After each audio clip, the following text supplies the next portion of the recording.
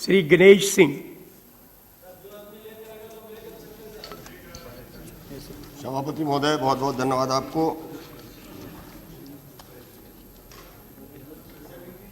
सरकार के द्वारा कर्मकार प्रतिकर संशोधन विधेयक 2009 में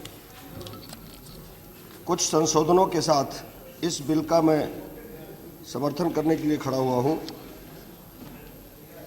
इस बिल में मुख्य रूप से 4 विषयों का उल्लेख हुआ है। एक तो कर्मकार शब्द की जगह पे कर्मचारी, दूसरा काम करने वाले कर्मचारी की दुर्घटना में मृत्यु हो जाए तो उसको अभी 80,000 रुपये मिलता था, अब उसको मिलेगा 1,20,000। तीसरा प्रावधान है इसमें, स्थायी रूप से यदि विकलांग हो जाएगा तो पहले प्रावधान था 90,000 का, अब मिलेगा 1,40,000। और चौथा और अंतिम प्रावधान है इसमें कि जो कर्मचारी की मृत्यु हो जाएगी उसके अंतिम संस्कार के लिए पहले 2,500 रुपये का प्रावधान था, अब उसको बढ़ा करके 5,000 रुपये कर दिया जाएगा। मैं समझता हूं कि आज देश की बहुत बड़ी आबादी, जिनमें ये श्रमिक लोग असंगठित क्षेत्र में काम कर रहे हैं, और अगर इनकी संख्या का अनुमान लगाया जाए तो मुझे लगता है कि 35 करोड़ से अधिक होंगे जिनके लिए ये कानून का प्रावधान यहाँ पर लाया गया है। मैं मानता हूँ कि वैसे भी ये ऐसा क्षेत्र है श्रमिकों का जो कई हिस्सों में बटा हुआ है। पता नहीं इनके सुविधा के लिए, इनकी मदद के लिए कानून तो बहुत बने, लेकिन सच्चाई ये है कि उनका लाभ उन गरीबों को मिल नहीं पाता। और उसके पीछे कारण है कि जो कानून बने हैं उन कानूनों में जो शब्दों का खेल है, जो प्रावधानों में कहीं ना कहीं किंतु परंतु लगा हुआ है, इन तमाम सब कारणों से उन मजदूरों को कभी लाभ मिल नहीं पाता।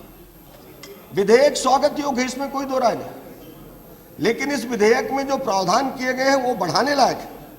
एक गरीब आदमी की जिंदगी की कीमत क्या है? 1,20,000।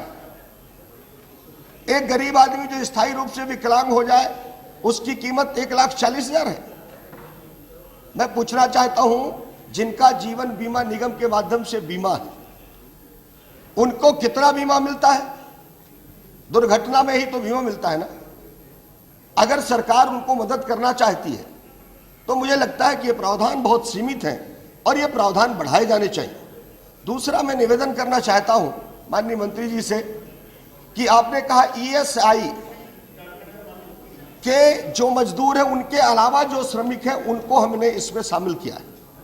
मैं जानना चाहता हूं क्या इस बिल में उन कौन कौन तरह के श्रमिक आएंगे, किन किन क्षेत्रों में काम करने वाले श्रमिक आएंगे? यदि इसका उल्लेख हो जाता तो मैं समझता था कि निश्चित तौर पर जिस व्यक्ति को ध्यान में रख करके हमने इस बिल में संशोधन करने का काम किया है उसको लाभ जरूर मिल गया होता, लेकिन ऐसा हुआ नहीं, ऐसा उल्लेख इसमें हुआ नहीं। मेरा निवेदन है कि अभी भी ऐसे कई सेक्टर, हम तो उस क्षेत्र से आते हैं जहां बहुत बड़े बड़े कारखाने हैं, हम उस क्षेत्र से आते हैं जहां बहुत बड़ा मजदूरों का क्षेत्र है। उन मजदूरों के बारे में भी कभी हमें चिंता करनी पड़ेगी जो किसी के घर में पोछा, झाड़ू, खाना बनाने का काम करते हैं, बर्तन मांजने का काम करते हैं, वो किस श्रेणी में आएंगे? जो खेत में खलिहान में काम करने वाले मजदूर हैं वो किस श्रेणी में आएंगे? जो जंगलों में काम करते हैं, जो बीड़ी मजदूर हैं, जो बीड़ी बना करके अपने शरीर को पूरे जीवन में खपा देते हैं, कभी तो वो बेचारे टीबी के मरीज हो जाते हैं, कभी कैंसर के मरीज हो जाते हैं, उन मजदूरों के लिए हमने क्या सोचा है? क्या उनका प्रावधान इस बिल में है? हम उनको कोई मदद पहुंचाने वाले? और फिर एक मजदूर के जीवन में क्या सिर्फ ये 4 स्टेज आएंगे? दुर्घटना में मृत्यु, और इसके बाद अगर वो विकलांग हो जाए तो उसको सहायता, और अंतिम संस्कार के लिए 5,000 रुपया। मैं समझता हूं उसके अलावा और भी जरूरत हो उसको, उसके बच्चों की पढ़ाई की व्यवस्था, उसके बच्चों के बीमार होने के समय पर दवाई की व्यवस्था। अगर काम करते वाला मजदूर, जैसे अभी यहाँ पर कह रहे थे हमारे एक साथी रघुवंश बाबू कह रहे थे, किसी का हाथ टूट जाए तो वो स्थायी विकलांग में तो आएगा नहीं, अगर किसी का पांव कट जाए वो स्थायी विकलांग में आएगा नहीं, जब स्थायी विकलांग में आएगा नहीं तो पैसा कहां से मिलेगा। तो हमको इसमें यह भी देखना होगा कि काम करते वक्त अगर कोई श्रमिक घायल हुआ उसके इलाज की समूची व्यवस्था कौन करेगा। ईएसआई में तो अस्पताल के थ्रू हो जाता है, लेकिन असंगठित क्षेत्र में जो मजदूर काम कर रहा है उसको हम कहां लाभ पहुंचाने का काम करेंगे। इसी तरह से उस गरीब के घर में मां को बच्चा पैदा हुआ, अब वो बेचारी उससे समय तक काम करती है जब तक उसके पेट में दर्द नहीं होता। खेत में खलिहान में बच्चे पैदा हो रहे, वो भी बीमार होती है, उसके बच्चे भी बीमार होते हैं, गरीबी के कारण वो आराम नहीं कर पाती।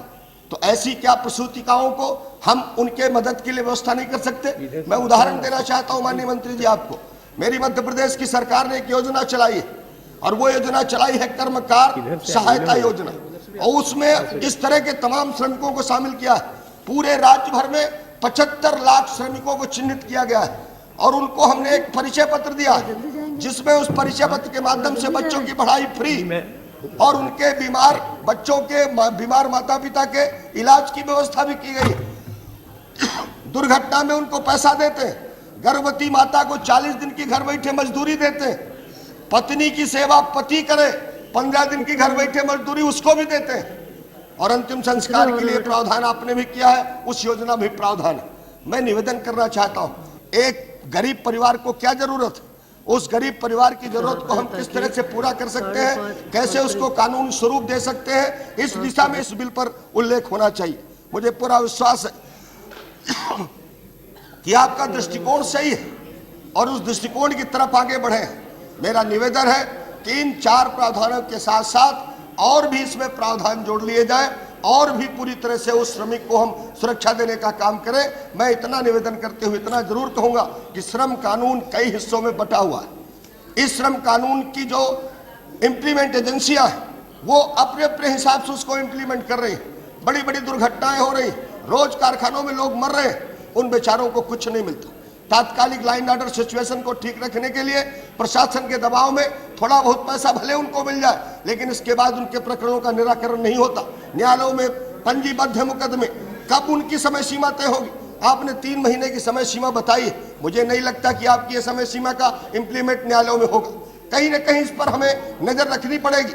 उस गरीब को ध्यान में रख करके जिसके लिए हमने इस बिल का निर्माण किया है, उस गरीब को कैसे हम लाभ पहुंचाने का काम करें, उस दिशा में भी हमें कड़े कानून बनाने की जरूरत है। मैं बिल का इन संशोधनों के साथ समर्थन करता हूं। बहुत बहुत धन्यवाद। बहुत बहुत धन्यवाद।